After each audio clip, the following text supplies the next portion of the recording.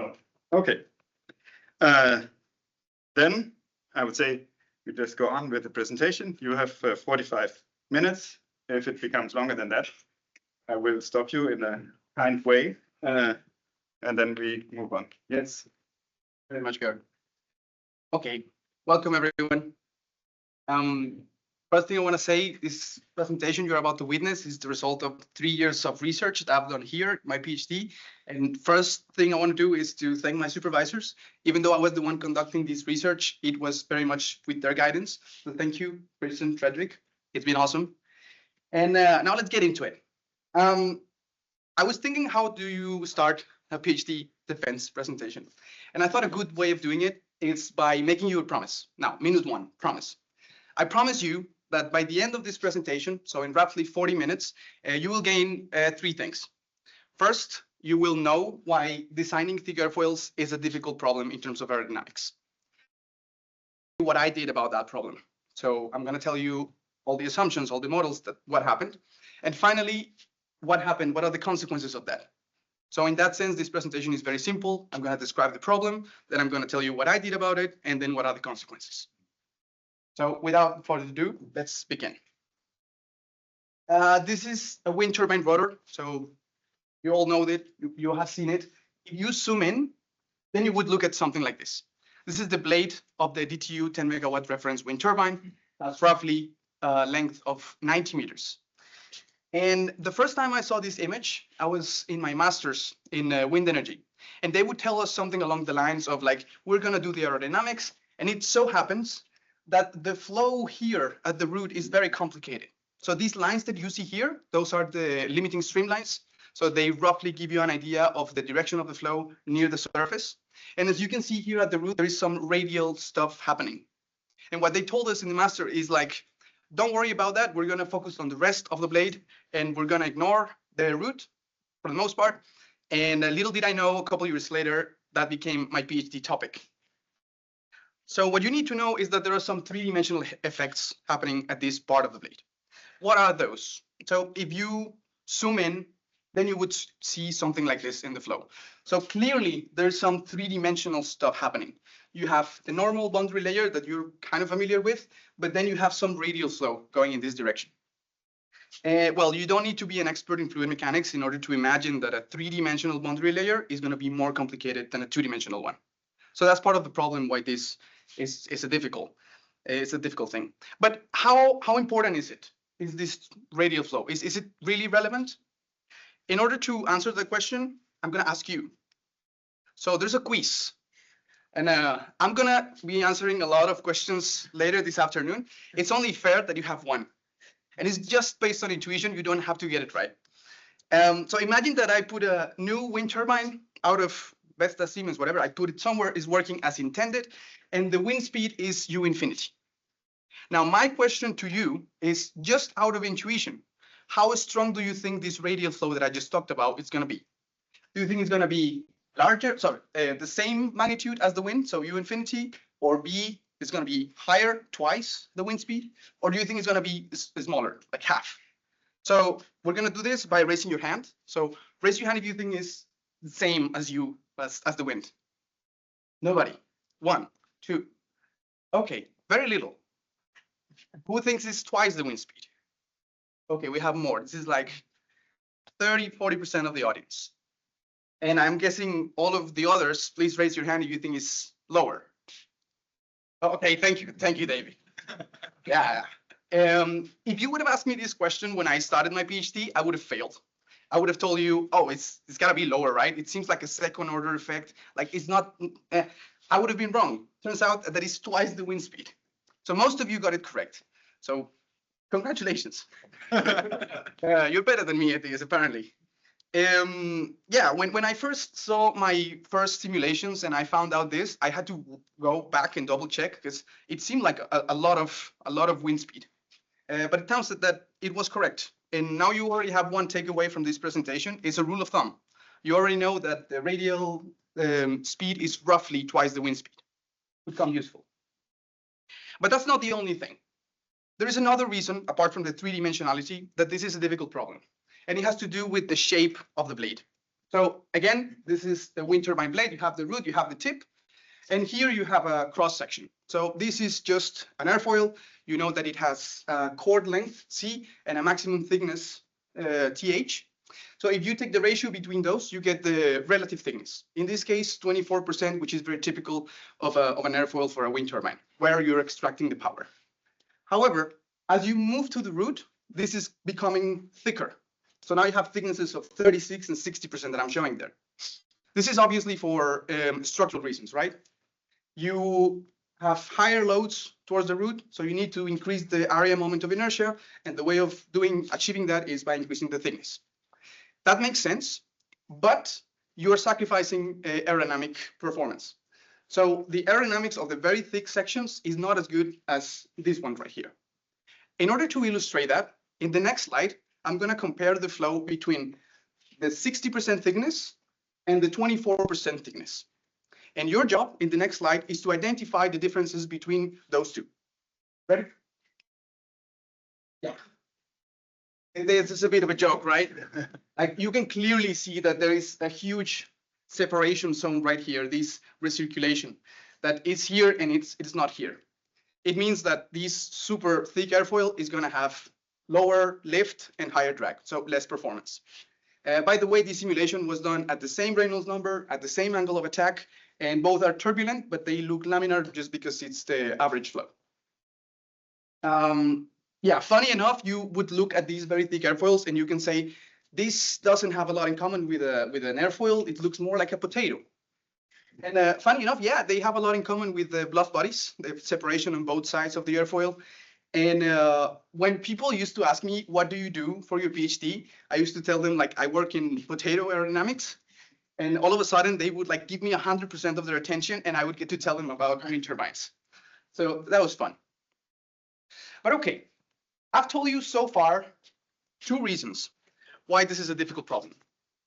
So reason number 1, you have large flow separation. So that's the potatoes. Reason number 2, you have 3-dimensional flow.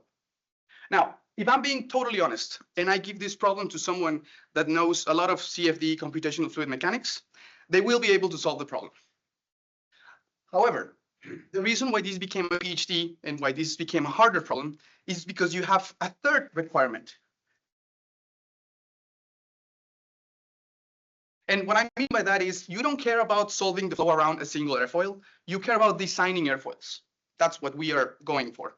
So one simulation taking hours, that is going to be a no-go. You're going to have to go through hundreds of simulations before you get an actual geometry. So you have to be fast. Each simulation taking about 5 minutes is like borderline what you can get away with, roughly. Then, of course, if you go to the literature, you will find out some techniques for solving the flow that give you some 2 out of 3 of the things that you want. But obviously, as you can imagine now, the objective of this PhD is basically doing the 3 at the same time. That's how it felt. Also, I didn't know how to juggle when I started the PhD, so this is part of the achievements. All right. So you, or I don't know if you noticed, but I already fulfilled the first part of my promise. You already know why thick airfoils are a difficult problem. They're thick, 3-dimensional, and they have to be simulated fast. Now I'm going to tell you what I did about that problem. So if you imagine several ways of solving the flow and you organize them from least accurate to more accurate, you end up with something roughly like this. This is not extensive, there are more, but I just put some. And if you look at the requirements that we have, you find out that the techniques that are less accurate are very fast. This takes a few seconds, maybe a minute, a few minutes to solve. This is fast enough for what we want, but it's not accurate enough. If we look at the other requirements, they're at the other side of the spectrum. If you want to capture flow separation well enough to do optimization, you need better accuracy, and the same goes for 3-dimensional flows. So what is the plan? Very simple. We're going to start with something that has 2 out of 3 already. So we're going to start with a 2D advanced solver, specifically that's software in-house. And the idea is that we're going to include 3-dimensional effects in a way that we get as close as possible as 3D runs. That's the idea. So my job was to include these 3-dimensional effects in the solve. How do you do that? Well, this plot I'm going to be referring a lot. So basically you have the lift coefficient or the drag coefficient, both as a function of the radius of the blade, the non-dimensional radius. And notice that I'm plotting the radius between 5 and 35% of the blade. So that's just the root. Just to give you a visual indication, here you see some of the airfoils at the root. So as you can see, at the end of the root, you have airfoils, like this is about 30% thickness. But as you move inward, you find basically cylinders. That's what this plot is showing you. And I have two lines here, 2D and 3D. So this is basically the starting point and the goal. The starting point is the 2D solver, where I'm gonna build, I'm gonna put stuff on it. And the 3D is the goal, is where we want to get, where we want to arrive. Now, how do you do this? You have to take the equations, so that's Navier-Stokes cylindrical coordinates in 3D, and start looking at term by term to see what you can do. But it would be a crime to put Navier-Stokes in 3D on a PowerPoint. So I'm not going to do that. Instead of putting a bunch of equations, I'm going to use an analogy, and it's the following. Imagine that the thing that we want to get, it's a building. Beautiful, tall building, a skyscraper. That's what we want to build. And the starting point that we have, so the initial software, is the 2D version. So it's this building. It's not a skyscraper, but already has one of the most important things that we want, which is the foundation. It already is able to solve Navier-Stokes in 2 dimensions and has turbulence models, like it deals with the mesh, is efficient, has a bunch of things that we already want. But we need to build on top in order to account for the 3D stuff. So my approach was, if you take the original one, the 2D, it is a flat domain, you have an airfoil, X, Z and X coordinates. And what I'm going to do is to build this 2.5D solver. So basically I'm bending the mesh. So it's still 2-dimensional, but now it has some curvature. It has 2 new parameters. So you have the rotational speed, that would be the rotational speed of this airfoil on the turbine. And you have a radius, which would be the radius at which this airfoil is located at the turbine. And I'm going to artificially include these 3-dimensional effects. I cannot calculate them because we don't have a 3-dimensional mesh. So I'm going to include them artificially. And that's why we refer to this as a 2.5D model. Okay, so you go to the literature and you say, okay, what is important about this problem? The first thing that you find out from pretty much every paper is that the centrifugal and Coriolis forces are super important. So the first thing we did was adding those. And they are very important, actually. If you compare the orange line here with the green, I mean, it jumped a lot just by including those effects. You're overshooting the lift. You're barely changing the drag. So this is not the entire story. But only by including this, we're already shaping the solution by quite a margin. And as you can compare the buildings, we're in a good track. So that was the first part. Now, that is not so easy to do because in order to include this, you need to calculate the radial velocity. That's a new unknown, meaning that you now need to solve a new equation. And in that new equation, you have some radial gradients that you cannot calculate because you don't have a 3D mesh. So in this case, I just ignored those gradients. So if I don't know them, I'm going to say that they are 0. And that's how this slide was calculated. But we can do better than that. We can put a model into those gradients. And that's what I did next. So this slide is what I would say is the secret sauce of the model. This doesn't come from the math. This comes from ideas of how do you model something that you cannot calculate. So the idea behind this model was basically take an airfoil, the airfoil that you're working with. And we're going to imagine that the one that is next to you in the radial direction is the same airfoil. So the flow is going to look very similar. But this new airfoil is going to be smaller or bigger, depending on the turbine. That's going to give you some geometric gradients. So just the scaling, you're going to end up with some angle phi subset. And then if you use that, and then the definition of geometry, some trigonometry, you end up relating the radial gradients. Yes, here, you end up gradients with the vertical gradients. The vertical ones you do know in the 2D plane. And this relationship depends on this angle that I described and also on a calibration parameter, which is something that you calculate before or during the initialization of your flow. And we found that it has a parabolic shape. Okay, so if you do this, I mean, one thing to clarify here is like, this is one approach. We tried several, and this is just a model. Like in real life, the airfoil is going to change and there will be some twists. So this is a model. So if you use it, you end up with this. So first thing that I want to point out is that this now looks like a skyscraper, but it's not the same. I mean, look at the top, look at the shape. It is a model. So we have some assumptions, it's not perfect. And you can see that here. You don't hit the lift curve exactly or the drag curve exactly, but you do a good job, a much better job than the green one. And that was the goal of doing this model. Now, if you go with that, you should check now that you are doing the three things that I asked the model to do. So first thing was flow separation. So this is a comparison of the flow in 2D and 3D. My model is aiming to be like the 3D. So the separation bubble should look similar to that one. And it does. Like, I mean, I know that this is a qualitative comparison, but they're roughly the same area. So we're doing an okay job. And by okay, I mean similar as 3D runs to predicting flow separation.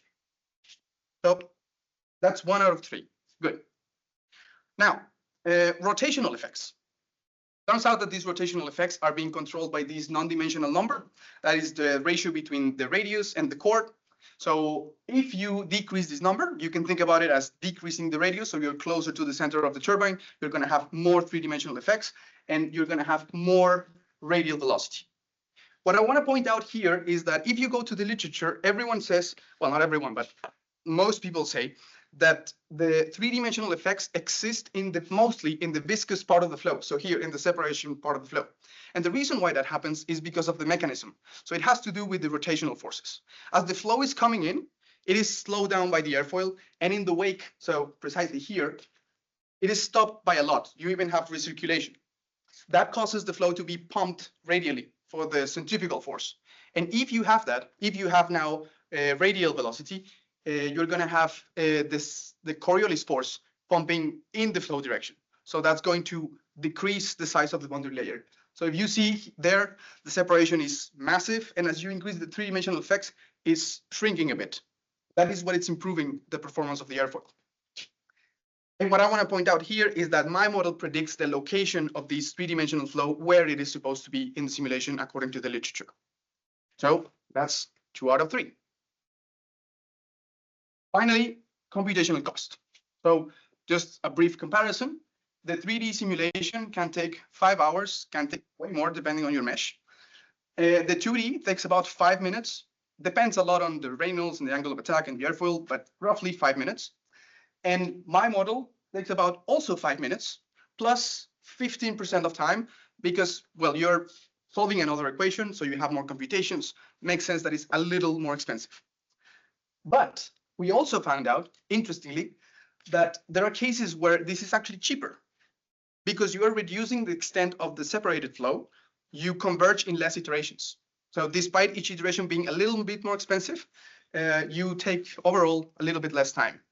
But it's just a little bit less time. Overall, I think the conclusion from the computational part is that these are in the same order of magnitude. And that's what we wanted, not increase the computational cost. So now we have the 3 things that we wanted. You can think about this as a toy. And what do we do with the toy? We start playing with it. We can design airfoils. So I'm not going to spend too much time here, but you can, for example, take an airfoil, plot the pressure distribution, and you can start thinking in engineering terms. It's like, okay, if I want to recover the pressure like this or like that, how do I change the geometry? And my point here is that the 2.5D model looks fairly similar to the 3D. So you can start doing engineering decisions with far less computational cost. Okay, that's nice and everything, but if you have a lot of experience with fluid mechanics, you can come back to this slide and you will be focusing on this. My model is basically introducing 2 things: rotational forces and a model for the radial gradients. That's good and necessary, but there are things that are missing. One of them is, for example, what happens with conservation of mass. So my model is doing an implicit assumption, which is if you have the airfoil here and the radial flow is coming here, my model is assuming that whatever comes in this direction is also going to leave in this direction. That's a strong assumption. It's not valid everywhere, especially at the beginning of the blade. That's why here there is not such a good match. There's another thing of like how this 3-dimensional flow changes the turbulent quantities. That is also not accounted for. So there's definitely room for improvement. But I would also argue that it's quite remarkable that we get this close with those assumptions, at least in some portion of the blade. The model is not perfect, but as George Bock said, there is no perfect model. Some of them are useful though. So with that note, I think what remains of this presentation is the last part, which is my task of convincing you that despite these assumptions, the model is useful. How am I going to try that to prove that to you that it is useful? Well, this entire time I've been saying that we want to design airfoils. So let's design an airfoil.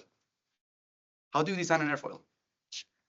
There are many ways of designing airfoils, depending on many things. One of them is like how thick they are.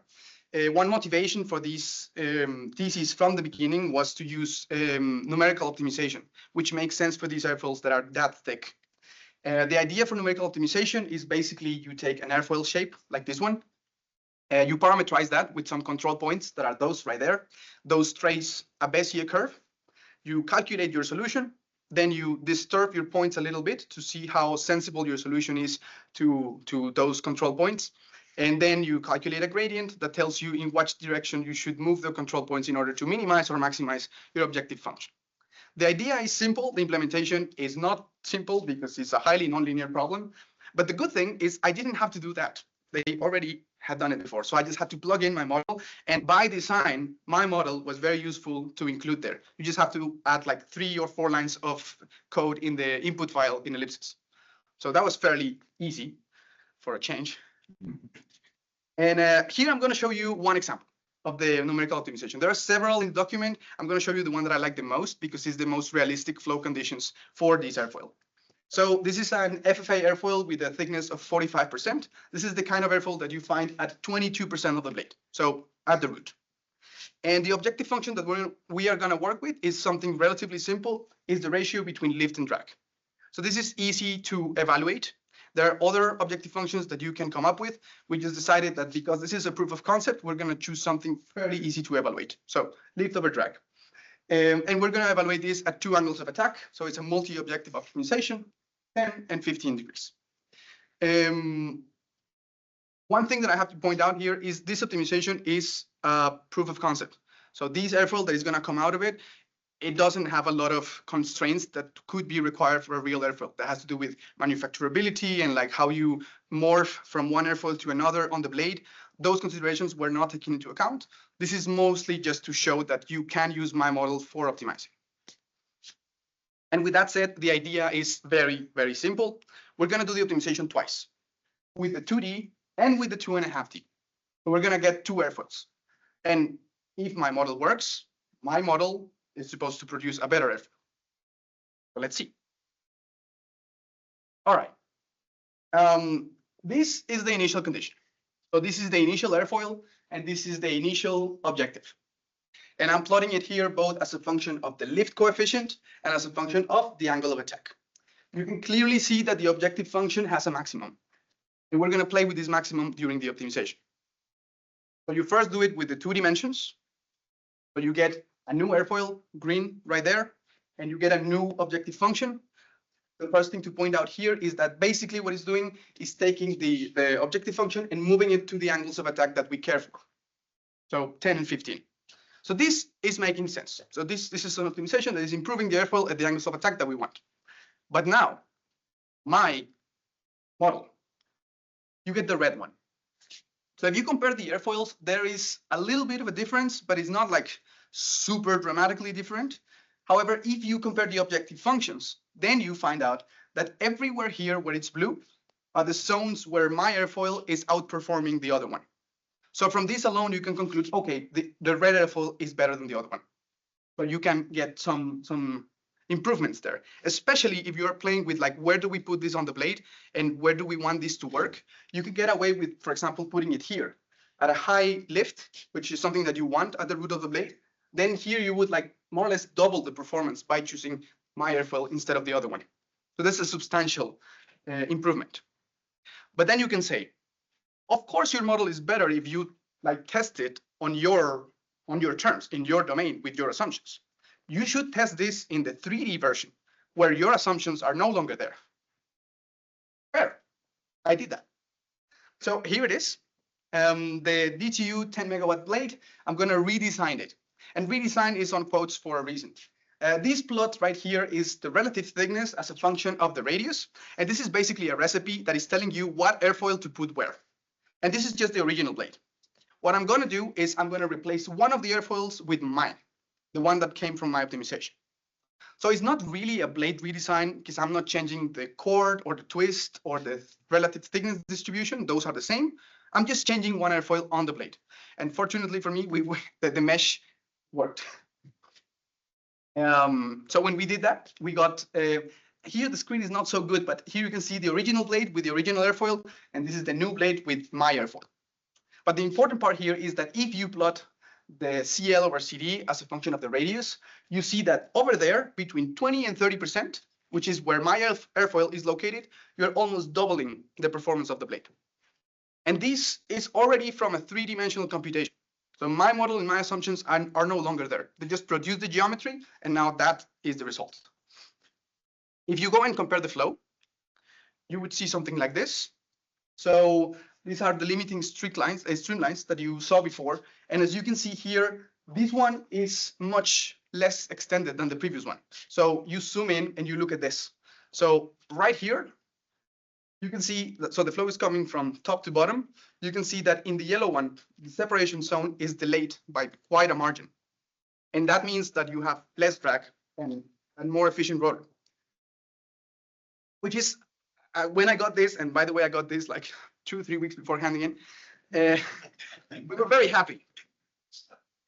And if you are like me or my supervisors, a nerd in aerodynamics, you would see this and it's like, Juan Felipe, this is awesome. You should hand in and go have some fun. But let's be honest, not everyone is a nerd in aerodynamics. So I bet there is someone in the audience or online who is wondering, like, so what? Like, I mean, beautiful pictures, I believe you, but what does this mean in real life? Like, what about it? Let's see. This is a wind turbine. It's supposed to produce power, and I'm telling you that I have a more efficient rotor. By how much? So one measure of that would be the power. So we didn't specifically optimize to get more power, but maybe you can because now you have less drag. So how do I do? And we do get more power. Want to know how much? Okay, I need a drum roll for these. 0.3%. Oh my God. This guy did a PhD, came all the way to Denmark and got 0.3%. This number is hilariously low the first time you see it.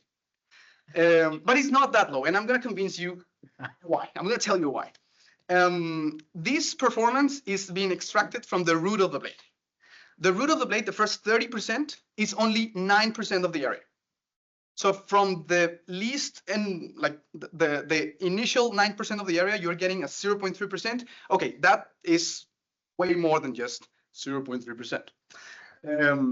Another thing is you can just start multiplying. Like, what does this mean in terms of money? So this is more power. What happens if you put this on the power curve of a wind turbine and you think that you put this wind turbine on a wind farm? So take the Thor wind farm, which is being in the west coast of Denmark, 1 gigawatt of installed capacity. So you start multiplying, and if you do a NAPCON calculation, it turns out that this 0.3% would increase your annual revenue by 50 million kroner, or 7 million euros. That's not negligible. And the best part, the part that I like the most about this 0.3%, is that it's free. You don't need a new manufacturing process. You don't need a new magic material. You don't need a larger rotor. You just need to change the mold of your blade, assuming that it's manufacturable. And then you get a more efficient rotor. Of course, this doesn't come for free. Everyone who has designed a blade knows that if you increase the power, maybe you are also increasing the loads. We did increase the loads, but only by 0.1%. So that seems like a reasonable trade-off, right? You're increasing the power by way more than where you're increasing the loads. A more efficient rotor, you have less drag.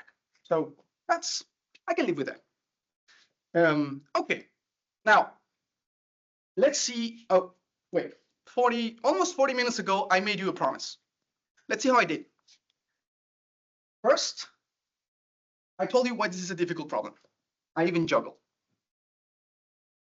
Then I told you about my model, like the assumptions, the 2.5D model, the fact that we are modeling this and this and that. I told you about that. And then more importantly, I told you what happens if you apply that to an optimization problem. And I showed that you can design a better rotor. Okay, so I fulfill my promise. I feel good about myself now. So now let's see if we can start closing this now. We can go to the contributions. So let's see that. There are several contributions from this work, but I would say that there are mainly two that I want to focus on, and those are the two that are mostly focused on this presentation. The first one is that we were able to include the three-dimensional effects into a two-dimensional solver, in this case, ellipsis 2D. That's relevant contribution. And the other one is we were able to prove that if you take this 2.5D solver, you can couple it with numerical optimization, and you can end up with a better thick airfoil. And not only that, but if you take that result, you can have a better rotor. We were able to demonstrate that, which is very nice. That's not the end, though. As you go through this research, you begin and you don't know where you're going to end, and you have more and more questions. Of course, we ended up with a lot of questions, and some of them are here in the future work. So one thing that you may wonder about is vortex generators. If you see the inward section of a blade with these thick airfoils in a real wind turbine, you will see some stuff like some triangles. Those are vortex generators. They improve the aerodynamic performance, and I completely ignore them during all my work. That I wanted to include them, but I didn't get the time. I really want to see what happens if you include those. How would that change the shape, the results, the simulation? That's one thing, one direction. Another one is, let's leave airfoil design on one side and focus on airfoil physics. Then you say, okay, these airfoils are so thick. They have vortex shedding. They have dynamical effects. The lift and drag are a function of time. You also maybe wonder about dynamic stall. So I didn't talk about any of that. You could start focusing on like what happens if my model is a function of time. Or on the other side, you can go back to airfoil design and you can say, okay, we showed that you can use this. Now let's use it. Like let's bring someone that has a lot of experience with designing airfoils for the industry, and let's put some real life constraints and see what we can come up with. And not only why do we stop there? Like not only the airfoil, but we can see what happens on the entire blade if you account for this from the beginning. So maybe you can take a reference wind turbine and change the airfoils, change the turbine, maybe see how far you can get there. That would be very interesting to do. However, all of these future work questions, they have something in common. They have a problem that must be solved before we can tackle them, and is that we need funding. So we're working on that, but hopefully we will get to do some of them at least. All right. I thought. I think that's most of what I wanted to say. There's only one thing, just for closing it now. There is this quote that I read not that long ago, where two characters were having a conversation, and one asking to the other, what is more important, the journey or the destination? And then the other one replied, it's the company. And I think that's exactly why I like working here. Despite the long commute, and despite the food from the canteen, I like working here. The research is good. The view is nice. Today is sunny. But at the end of the day, it comes down to the company, the people. So I'm very happy that I get to be here. I don't take it for granted. And I'm very happy that you are here so that you can see what we've been doing for the past 3 years. Very excited to show you about this. I hope you enjoyed the presentation. And yeah, thank you.